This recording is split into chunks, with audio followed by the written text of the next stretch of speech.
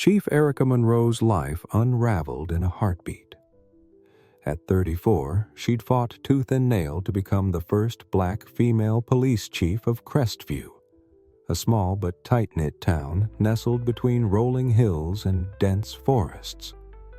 She'd just returned from a rare vacation, 3 weeks of peace after months of grinding through the chaos of her job.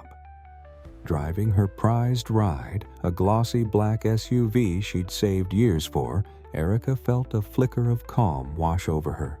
The late afternoon sun dipped low, painting the winding country road in shades of gold. For a moment, everything seemed right. But peace doesn't last long when you wear a badge. Erica's SUV gleamed under the fading light, a symbol of her grit and hustle. She'd earned every inch of respect in Crestview, clawing her way up through a system stacked against her. Prejudice? She'd faced it. Doubt? She'd crushed it. At 34, she was a force, sharp, principled, and dead set on justice. Her department wasn't perfect, but she'd made it her mission to root out the rot. That day, though, the rot found her first. Out of nowhere, a beat-up sedan roared from a side road, swerving so close Erica's heart slammed into her throat. She yanked the wheel, tires screeching as she fought to stay on the asphalt. The other driver didn't even flinch, just gunned it past her, weaving like a drunk on a bender. Anger flared in her chest. This wasn't just reckless. It was a middle finger to everything she stood for. She flipped on her lights, the red and blue glow slicing through the dusk, and floored it after them. When the sedan finally pulled over, Erica stepped out, badge clipped to her belt, voice steady as steel. "You want to tell me what the hell that was?" She expected a strung-out civilian, maybe a punk kid with too much attitude. Instead, 2 uniformed cops climbed out. Officers Travis Keller, 29, and Ryan Holt, 32, her own guys. The realization hit like a punch, but what came next was worse.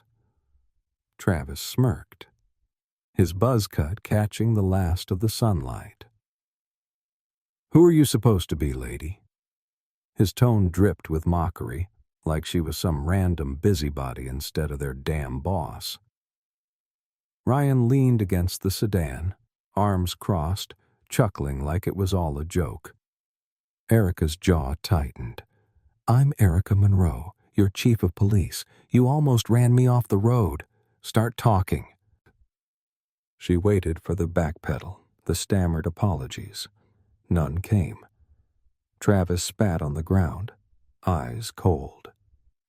"Chief or not, you don't get to pull us over like some traffic cop."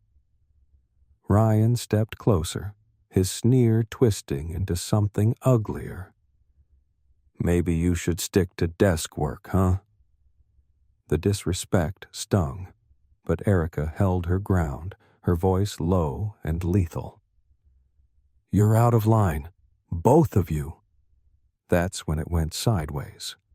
Travis lunged, shoving her back against her SUV. Ryan grabbed a crowbar from their trunk, and before Erica could react, he smashed it into her windshield. Glass sprayed like shrapnel. She ducked, adrenaline surging, but they weren't done. Travis yanked a gas can from the sedan, dousing her SUV while Ryan lit a match. Flames erupted, swallowing her pride and joy in seconds. Erica stumbled back, coughing through the smoke, disbelief warring with rage. They didn't stop there. Travis swung at her, his fist clipping her jaw as she dodged. Ryan tackled her to the ground, pinning her as the fire roared. "You think you're untouchable?" he snarled. "Not anymore." She fought back, landing a solid elbow to his ribs, but they were younger, faster, and fueled by something darker than she'd ever seen in her ranks. Prejudice, arrogance, hate. By the time they peeled out, Leaving her bruised and battered beside the burning wreck, Erica's world had shifted. This wasn't just an attack, it was a declaration. Her own officers, men she'd sworn to lead, had turned on her. As the flames crackled, she dragged herself up, blood trickling from her lip, and made a vow. She'd burn their corruption to the ground, no matter the cost.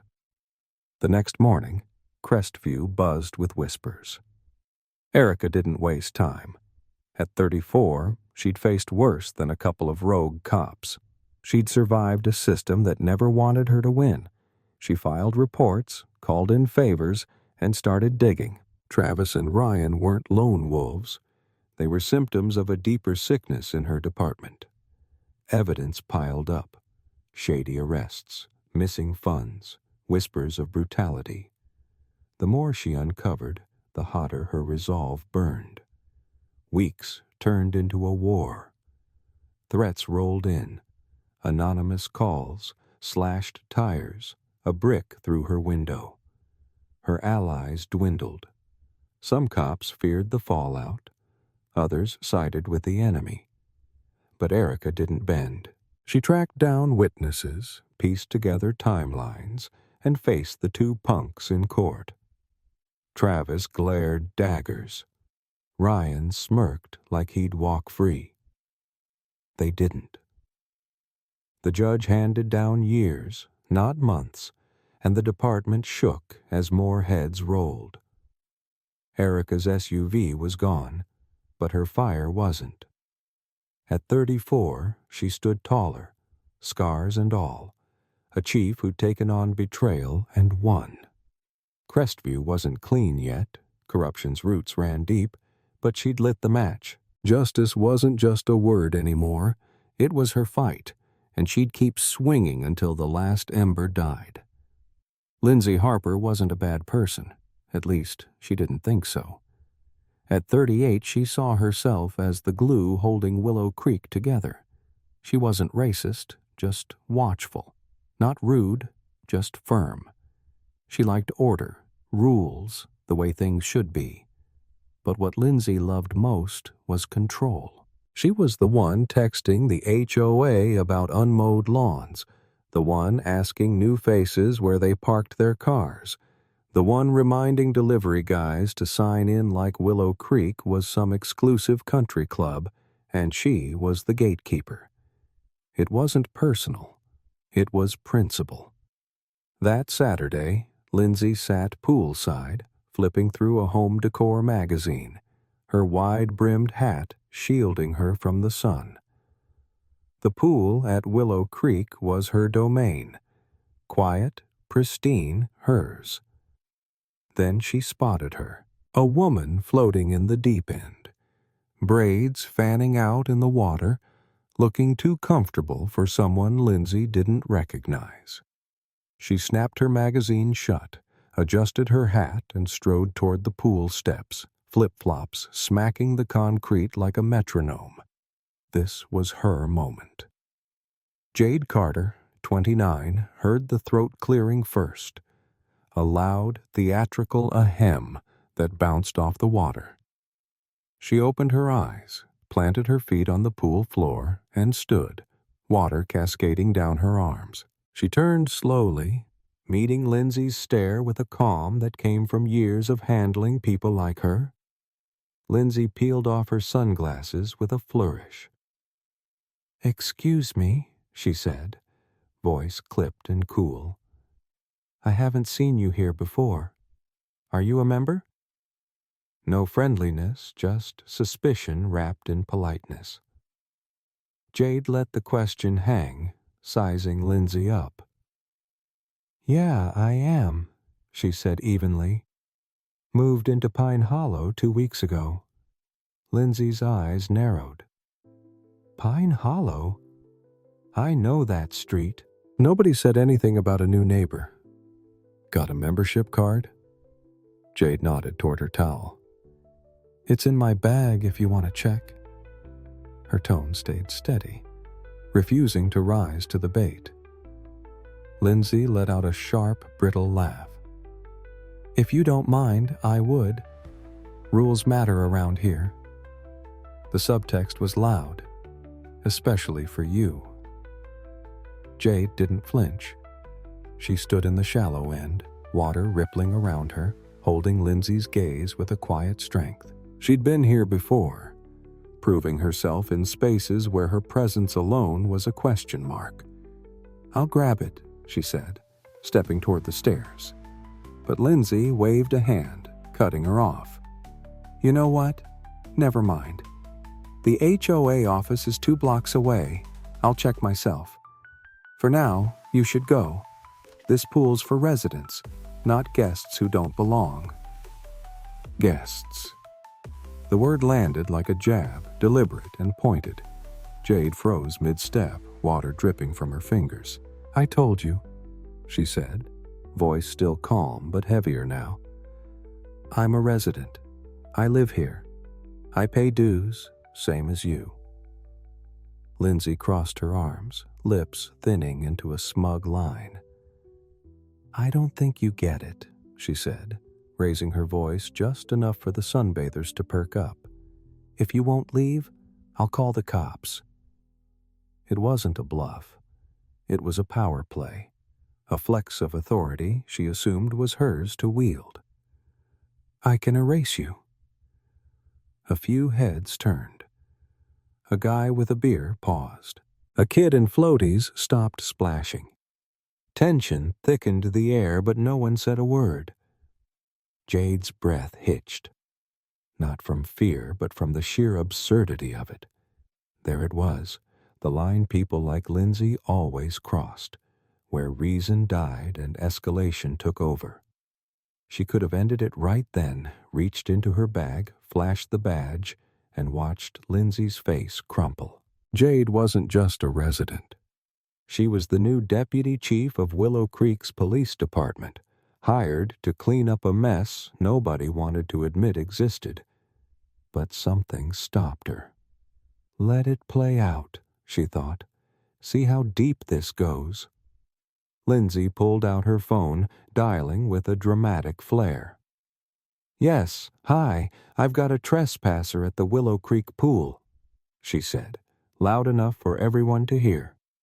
Jade stood there silent, her stillness louder than any protest. Minutes later, a patrol car rolled up. 2 officers stepped out, young, cocky, the kind who'd back Lindsay without a second thought. Ma'am, we need you to come with us, one said, eyeing Jade like she was the problem. Jade didn't argue. She grabbed her bag, slipped on her sandals, and followed them, Lindsay smirking behind her sunglasses. At the station, it took 5 minutes for the truth to hit. Wait, Carter? Deputy Chief Carter? The desk sergeant's jaw dropped. The officers stammered apologies, but Jade just waved them off. Call it a learning experience, she said, her voice cool as steel. By Monday, Willow Creek buzzed. Lindsay's HOA complaint fizzled when Jade's badge and her lease checked out. But Jade wasn't done. That poolside stunt wasn't just one woman's ego. It was a symptom of a town too comfortable with its unwritten rules. At 29, she'd seen enough to know change didn't come easy.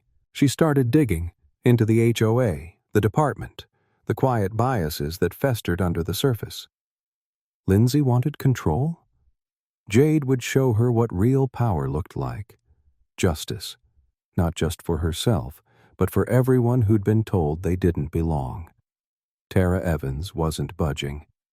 At 32, she stood in the shallow end of the Willow Creek pool, water lapping at her knees, her gaze locked on the woman glaring at her from the deck. I'm not leaving, she said, voice steady as stone. I have every right to be here. Melissa Grant, 39, flushed red, her indignation practically steaming off her. She darted a look around, hoping to pull the other pool-goers into her corner, but no one bit. A guy in flip-flops buried his nose deeper in his phone. A woman sipping a lemonade slid her sunglasses down, pretending not to notice. Melissa huffed, flipped open her phone, and jabbed at the screen. "Fine," she snapped. "You leave me no choice." She pressed the phone to her ear. "Hello, yes, I need police at the Willow Creek Community Pool. There's a woman here refusing to leave. She's being aggressive, possibly trespassing." Tara felt the word aggressive hit like a slap, sharp, loaded, a lie so familiar it stung. It was the kind of word that twisted calm into chaos, presence into a crime. Her hands tightened at her sides, not from anger, but from the need to hold herself steady. She'd spent years as a community liaison officer, bridging gaps between cops and neighborhoods. Now, on her day off, in her own complex, she was the target of the very nonsense she'd fought to dismantle. Tara didn't react, didn't argue. She just watched Melissa spin her tale, feeding the system a story it was all too ready to swallow. In her mind, she saw her dad at a protest years back, his hand gripping hers. "They won't always see you, kid," he'd said. "But you stand tall. Make 'em see." So she did. Soaked in sunlight, silent as steel, she faced Melissa's smug triumph. The call ended, and Melissa smirked, sliding her phone into her tote. "They'll be here soon," she said, like she'd already won. Tara met her eyes, unflinching. "Let's see how this plays out," she said quietly. No badge, no title, just the truth, raw and unadorned. Deep down, something hardened, not fury, but resolve. This wasn't about a pool. It was about who got to belong, who got to exist without a fight. And Tara wasn't backing down. No sirens screamed, no lights flashed. A cruiser rolled into the lot beyond the pool's chain-link fence, quiet as a whisper. The kind of response saved for petty calls, like loose dogs or nosy neighbors. Inside, officers Jake Larson, 28, and Mia Torres, 35, slouched in their seats. "Another pool drama," Mia muttered, tweaking the radio. Jake yanked the keys out. "Let's keep it quick. Hear both sides, no big deal." They stepped out, ambling toward the gate, but the vibe shifted as they got closer. A small crowd lingered near the pool steps. Not a mob, but enough to thicken the air. Melissa stood stiff, arms crossed, lips pursed in a tight, victorious line, like she'd summoned the law itself. Tara stayed in the water, arms crossed too, but hers was a shield, not a trophy. Melissa pounced first, jabbing a finger at Tara like she was a villain in a bad movie. "Officers, that's her. She won't leave. She's trespassing. I asked nicely and she got aggressive." Jake swapped a quick look with Mia, then stepped forward, voice flat. "Ma'am," he said to Tara, "we got a call about a possible trespasser. You a member here?" Tara nodded. "Yeah, my bag's on the second lounger. Membership card's in the front pocket. Check it." Mia walked over, crouched, and unzipped the bag. She pulled out a laminated card, scanned it, then held it up for Jake. "Tara Evans," she read. "Barcode matches the system." Jake turned to Melissa.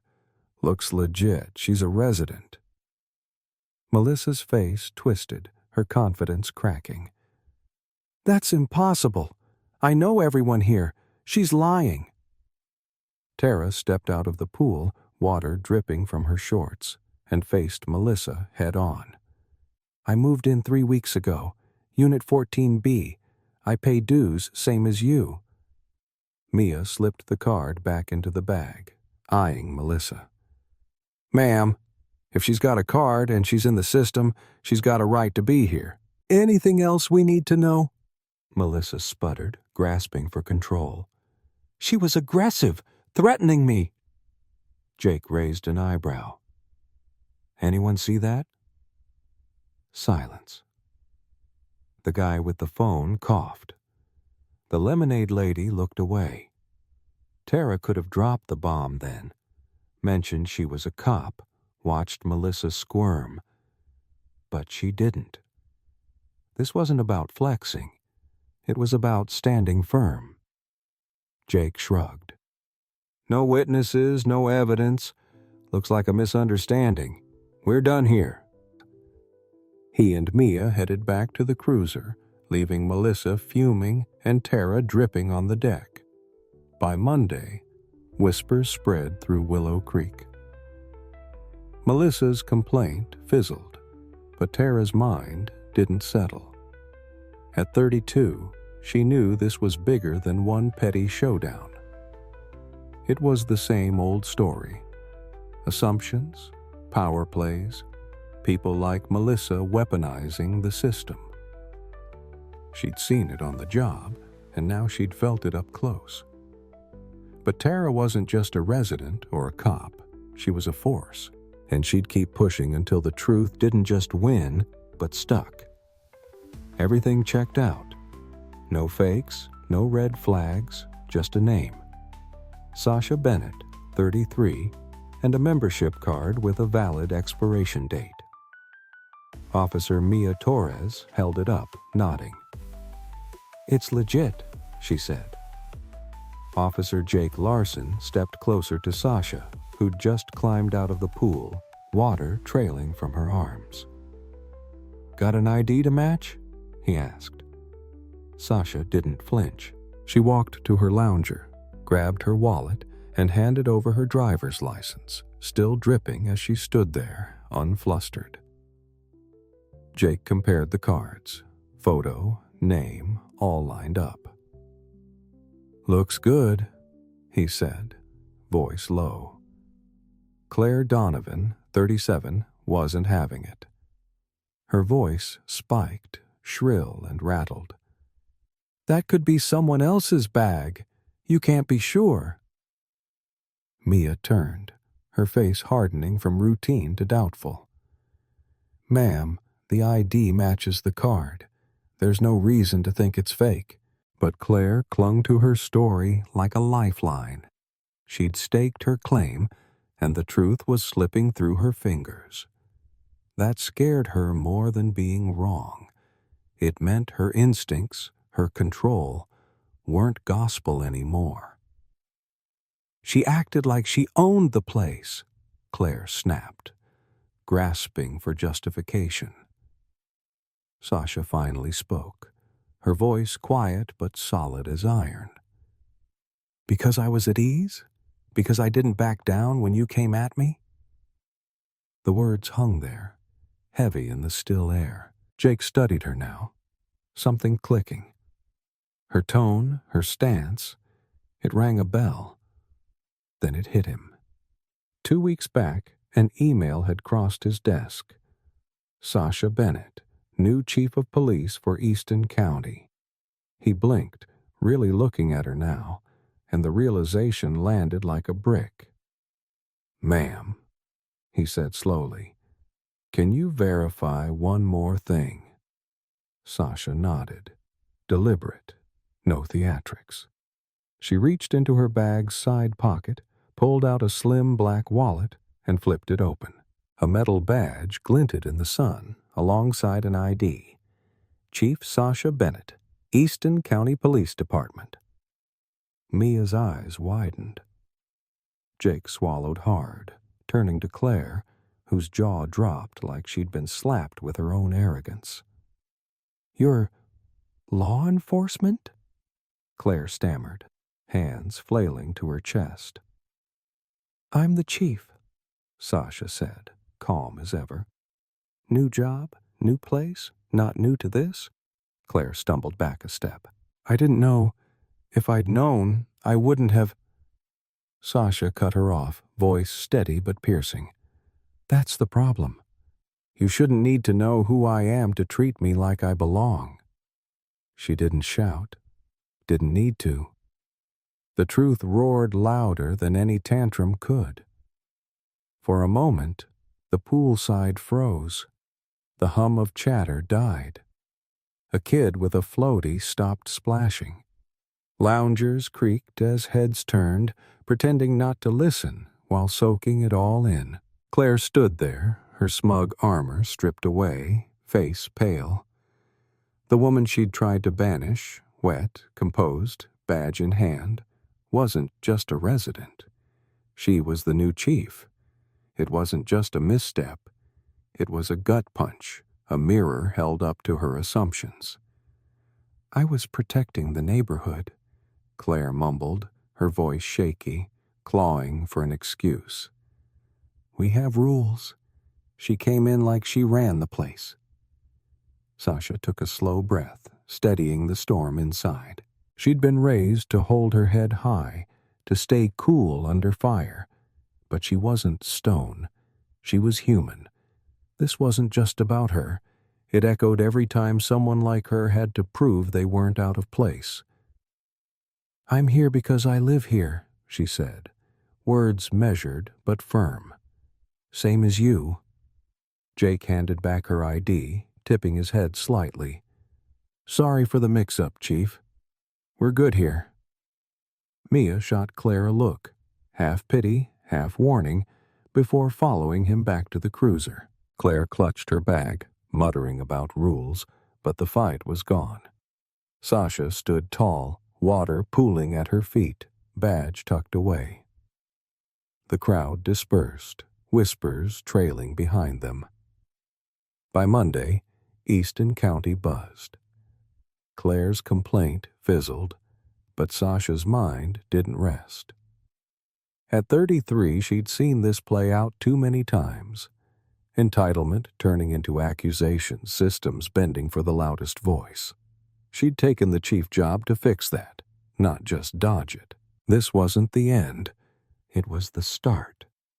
She'd make them see, not just her, but everyone who'd been told they didn't fit. "I pay for this place, too," Lena Hayes, 34, said softly, her voice cutting through the tension. "My dues, my taxes, my right to be here. Same as anyone."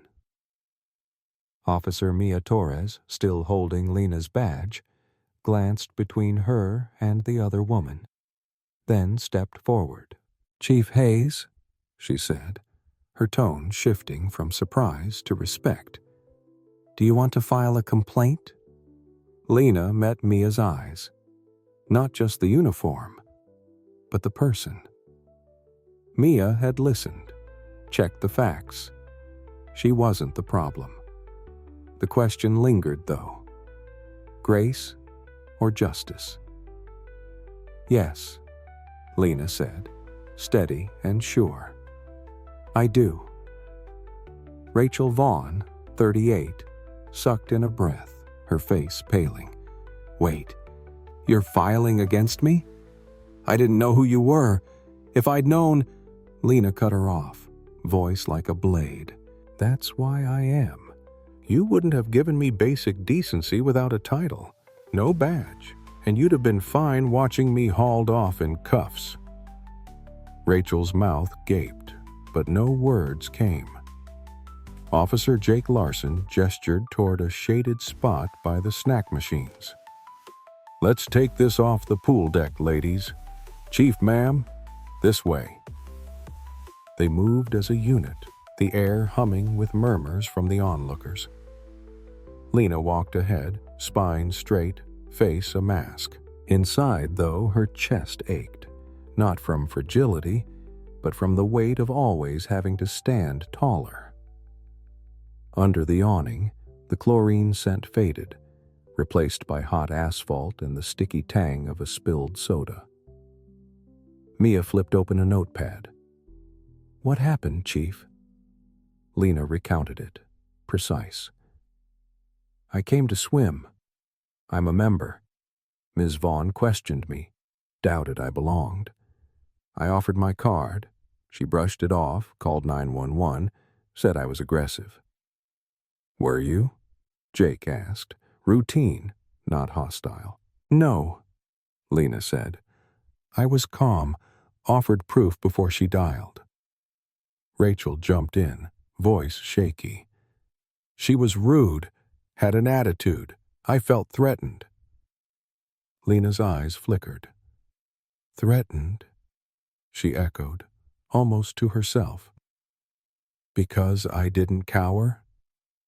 The word hung there, heavy. Rachel didn't push back. Mia scribbled, nodding. "We'll file it. If it escalates, the city attorney might reach out." Rachel's face crumpled, panic, disbelief.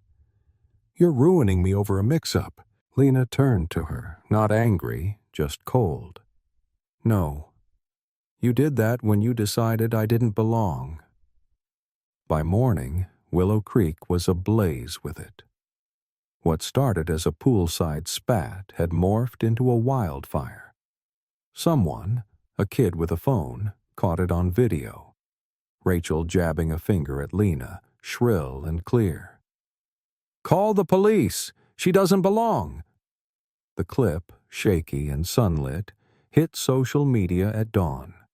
Posted by a lifeguard with a smirk. "Karen tries to oust our new chief.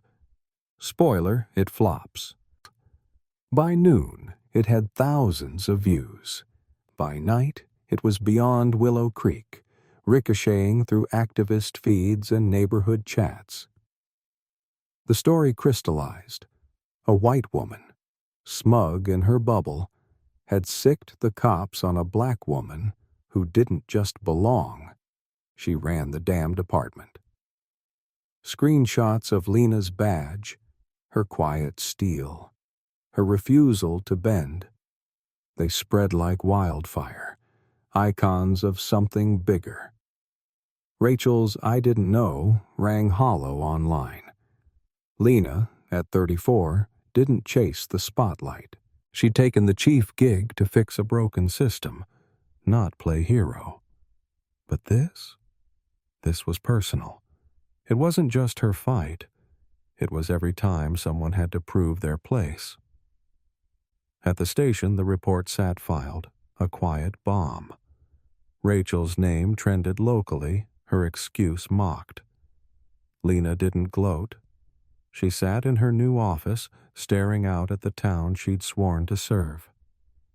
The video buzzed on her phone, proof of her stand, but also a reminder. At 34, she'd seen enough to know change wasn't loud victories. It was steady, relentless pressure. She'd keep pushing, not just for herself, but for everyone who'd been told they didn't fit. Willow Creek would learn to see her and them, whether it wanted to or not. The heroism was real, unpolished, and undeniable. Meanwhile, Diane Perry, 38, woke to a storm she couldn't outrun. Her phone vibrated relentlessly, texts, calls, notifications stacking up like a jury's verdict. Friends, co-workers, even her cousin in Boise reached out. Some messages were gentle, most weren't. Online, it was a massacre, racist, entitled, toxic. The words hit like shrapnel. She deleted Twitter, reinstalled it, deleted it again, chasing control she'd already lost. Desperate, she turned to Nextdoor, Willow Creek's gossip hub, and typed a shaky defense. "I acted to keep our community safe. I didn't know who Ms. Morgan was. If I had, I'd never have done it. Let's move forward together." Togetherness didn't come cheap. Replies tore in fast. "Respect isn't tied to a title," one neighbor shot back.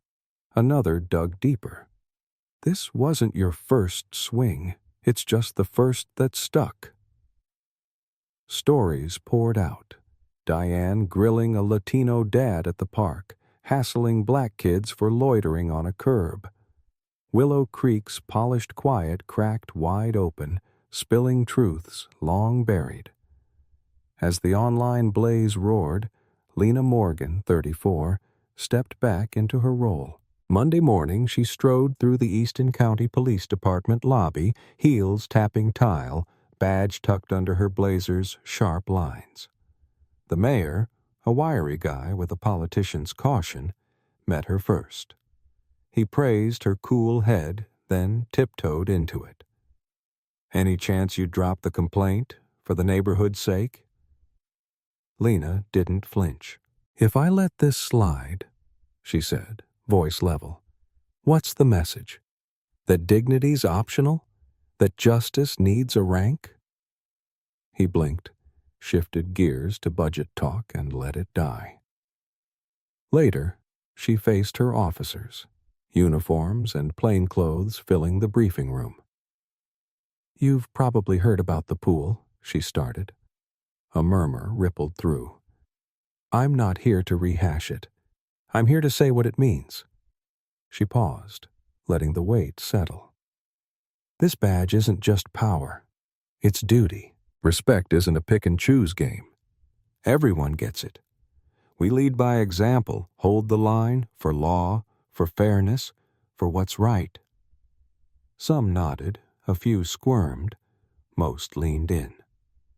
Outside, the sun dipped behind the oaks, gilding Willow Creek's lawns and porches. It looked the same, but it wasn't. The silence had shattered, replaced by a voice louder than resentment. Hers. 2 weeks later, the town hadn't settled. The uproar dulled to a hum. Tight-lipped HOA meetings, sidelong glances at the store, careful chit-chat at coffee shops. Diane's name lost its shine, turning into a whispered warning, tinged with pity and a hint of smugness. Her online rants faded. Her usual crew went quiet. No charges yet, but the city attorney was sniffing around her 911 call. She'd gone from gatekeeper to outcast, and she couldn't stand it. Thursday afternoon, she showed up at the station. Crisp blouse, pressed slacks, earrings just shy of flashy. Not too proud, not too meek. A calculated bid to claw back ground. "I'd like to speak to Chief Morgan," she told the desk sergeant. Lena met her in a small office, no fanfare. Diane launched in, voice tight. "I'm sorry. I didn't know who you were. I was protecting our space." Lena leaned back, eyes steady.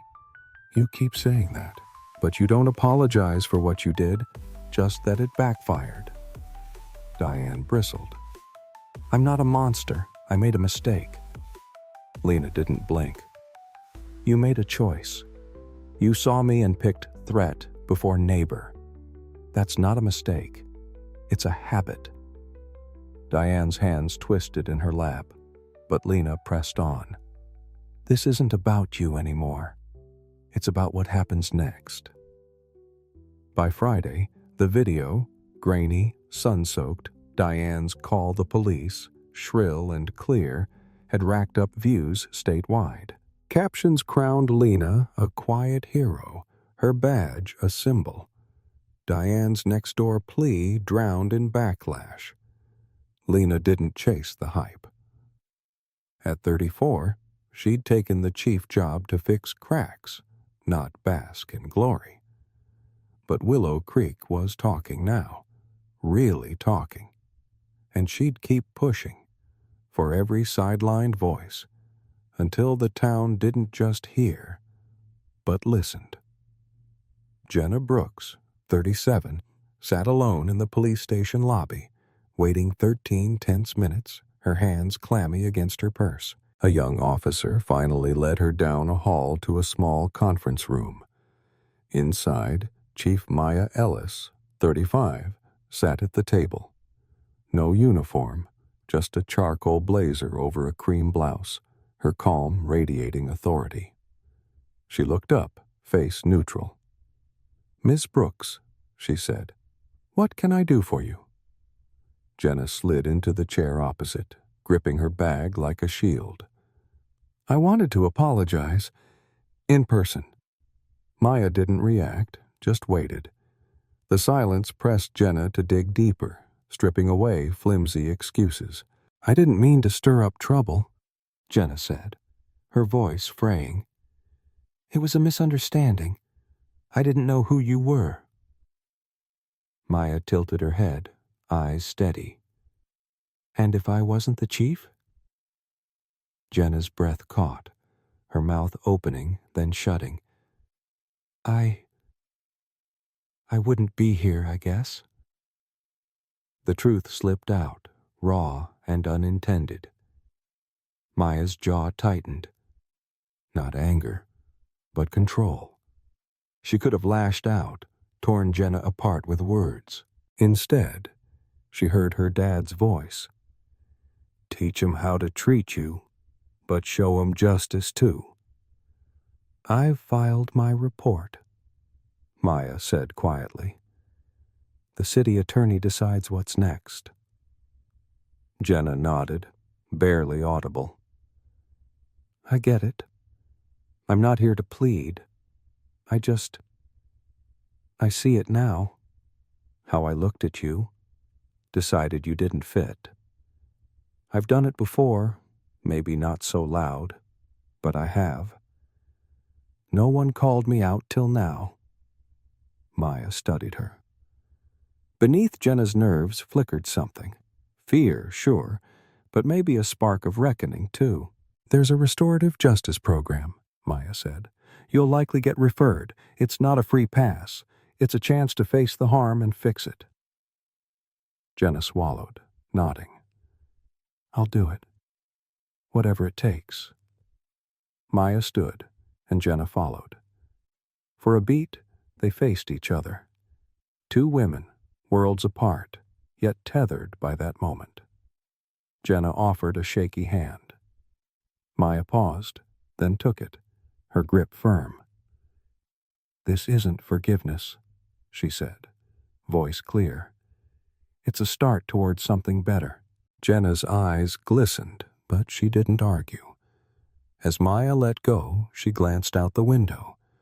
The late summer sun softened over Easton Creek, gilding the streets. The town looked the same, but it wasn't. Fall crept in, leaves turning amber and rust. The pool sat empty, a blue tarp rippling in the breeze, a stubborn echo of that day. But the market left wasn't fading. It shifted how people moved, slower, more aware. By mid-October, the Easton Creek Community Center hummed with a rare energy. The HOA had called an emergency meeting, and it wasn't about parking fines. The room overflowed. Chairs squeaked, coffee cups clinked, strollers bumped walls. The 5 board members sat up front, rigid. In the first row was Jenna, no longer the HOA's enforcer. She looked smaller, not in clothes, but in spirit, her edges worn by what she'd faced. Maya slipped in quietly, leaning against the wall near a faded youth club banner. Eyes flicked her way, but she didn't take the spotlight. The board chair cleared his throat. "We're here to address recent events," he said, voice tight, "and discuss changes." Whispers rippled. Jenna stared at her hands, the weight of her choices etched into her posture. Someone asked about the pool incident. The chair hesitated, then nodded to Maya. She stepped forward, not commanding, just present. "What happened wasn't just about me," she said. "It's about who gets seen, who gets heard. We're starting there." The room stilled. Jenna looked up, meeting Maya's gaze for a split second. Recognition, not defiance. The meeting stretched on. Policy tweaks, a diversity task force. But the real shift was unspoken. Jenna signed up for the justice program that week. Maya kept leading, quiet but unyielding. Easton Creek hadn't healed. Not fully, but the silence was gone. Something louder than fear had taken root, sparked by a woman who wouldn't budge. Chief Tara Reed, 35, stood along the wall, no uniform, just a slate-gray coat, hands loosely clasped. She wasn't there to talk, just to hear. The HOA president, Greg Palmer, a wiry 40-year-old, tapped the mic. "Thanks for coming, folks. We're here to address recent concerns and steps toward healing." He paused, then added, "We've invited a few residents to speak." A hush fell. Then, to everyone's shock, Lisa Harper, 38, rose. She walked to the front, steps steady, the air thick with a tired tension. She adjusted the mic, cleared her throat, and started. "I'm Lisa Harper," she said, voice plain. "And I'm why we're here." No fluff, just facts. "Most of you know what went down at the pool this summer. I made a snap call about someone who had every right to be there. Maybe more than me. I called the cops, blew it up when it didn't need to be, all because I let fear shout louder than sense." A few murmurs rippled, but no one cut in. "I've been in the restorative justice program the past month," she went on. "It's tough, but it's real. I sat with people who showed me how little things, assumptions, brush-offs, don't just sting. They break trust, turn neighbors into outsiders." She glanced toward Tara at the back. "I owe Chief Reed thanks, not just for her patience that day, but for making me face it. Without that, I'd still think I was protecting this place while I was tearing it down." The room went quiet. Not hollow, but full.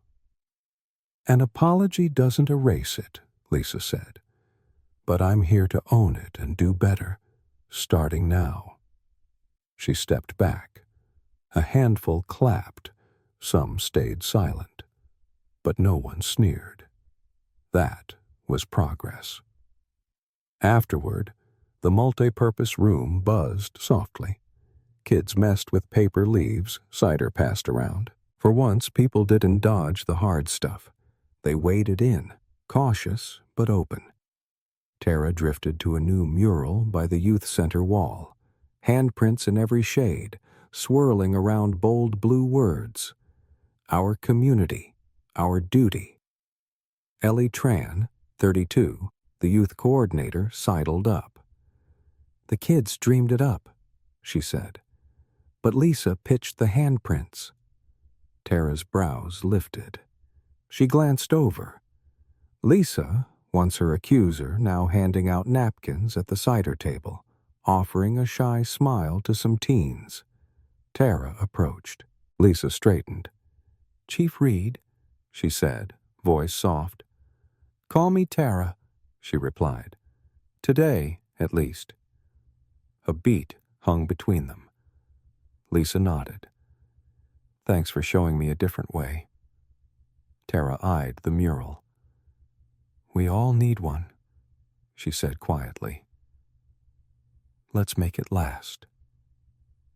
They stood there. Not allies, not foes, just two people who'd clashed and maybe sparked something new. By November, the leaves had fallen, and summer's chaos felt distant but not gone. It lingered in talks, council meetings, in neighbors who now hesitated before judging. The pool sat quiet under its tarp, a relic of conflict turned catalyst. One standoff had forced Easton Creek to look at itself. Tara moved through her days with steady intent. No flash, no fame. She focused on the slow grind, reshaping her department, her town, its soul. She started monthly forums, open talks with cops and residents, raw and real. Lisa kept at the justice program, showing up, listening. The town wasn't fixed, not yet, but it was awake. Tara, at 35, didn't need applause. She needed results. And step by step, she was getting them. For herself, for Lisa, for everyone who'd been unseen. Chief Sasha Coleman, 34, didn't rush trust. She launched open forums at the Easton Creek precinct, raw, unfiltered spaces where folks could vent about traffic stops, safety gripes, or fears no one had ever cared to hear. She rolled out training, too. De-escalation, cultural sensitivity, empathy woven in. But she didn't stop there. Accountability wasn't optional. Healing without it was just a pretty lie. Her officers felt the shift. The town council took note. Even the mayor, once a cagey sidestepper, started backing her, quiet but firm. Trust didn't bloom fast, but Sasha planted it deep and tended it with grit. Meanwhile, Rachel Evans, 38, reshaped herself off stage. She quit every HOA gig, not forced, her call. She signed up for an implicit bias class at the community college, hit library talks on race and fairness, and showed up at Sasha's forums, not to talk, just to soak it in. By December, the Easton Creek Youth Center hosted a Voices of Change night, a teen-led gig with no frills. String lights glowed in the gym, chairs circled up, no podiums, no mics, just room for real talk. Sasha slipped in late, taking a back seat. She wasn't there to shine. Stories unfolded, stumbles, lessons, vows to grow. Then Rachel stood, voice even, hands steady. "A few months back, I thought I was guarding my neighborhood," she said. "I wasn't. I was guarding my fear." The room stilled. That fear made me call the cops on someone who didn't deserve it. It could have gone ugly, but it didn't, because she chose grace over ruin. Eyes flicked to Sasha, who stayed still. "I used to think change was loud. Marches, big words. But it's quieter sometimes. It's taking a class you didn't know you needed, passing out juice at a kids' event, or not dodging someone who doesn't look like you." Rachel glanced down, then up. "I don't know if I've earned forgiveness, but I owe this town, and myself, better." A teen across the circle clapped, slow and real. Others joined, not a roar, just truth. After, folks lingered near the exit, cider in hand, chatting under the warm lights. Sasha stepped up beside Rachel. "You said it well," she offered. Rachel's smile wobbled, uncertain. "Still working on it?" Sasha nodded. "We all are. Some just own it." They watched the kids stack chairs, laughing, oblivious to the weight these women had hauled, or the space they'd carved for others to breathe freer. Outside, winter bit the air, but the gym's glow lingered. Easton Creek wasn't flawless, but it was honest now. A shift Sasha, at 34, didn't call victory. It was a start. She kept at it. Forums every month, training tweaks, eyes on the long haul, retooling her squad, her town, its core. Rachel kept showing up too. Classes, events, quiet steps forward. The pool, shuttered under its tarp, had sparked it all, one clash that woke a town. By November, folks paused before judging, listened a beat longer. Sasha didn't chase praise. She built change, steady and sure, for every voice that had been muted too long. Want stories that hit deep? Like, subscribe, and tap the bell. Start your day with lessons that stick and empathy that lasts. Lesson: own your blind spots before they own you. Life's messy, and we all carry blind spots, those little corners of ourselves we don't see till they trip us up. Maybe it's assuming you know someone's story before they tell it, or thinking you're right just because no one's called you out. Here's the deal. Those blind spots don't stay quiet forever. They sneak into your words, your choices, and one day, they're staring you down in a moment you can't take back, like a poolside standoff gone viral. Take it from this story. Rachel didn't wake up planning to be the bad guy. She thought she was protecting her turf, but she was blind to how her fear painted a target on someone else. Sasha didn't have to be the hero either. She just refused to let it slide. The lesson? Check yourself before life does it for you. Ask, what am I missing here? Who am I not seeing? It's not about being perfect. It's about being real. Own your mistakes, dig into why they happened, and do the work, whether that's a hard convo, a class, or just shutting up and listening for once. In American life, we're all about hustle and standing tall. But that doesn't mean bulldozing over people to feel big. Next time you're quick to judge, at work, in line at the store, or even with your own family, pause. Look harder. You might not have a badge or a title, but you've got a shot to make things right before they go wrong. Rachel learned it the hard way. Sasha lived it. You? You can choose to spot your blind spots now, because fixing them beats explaining them later.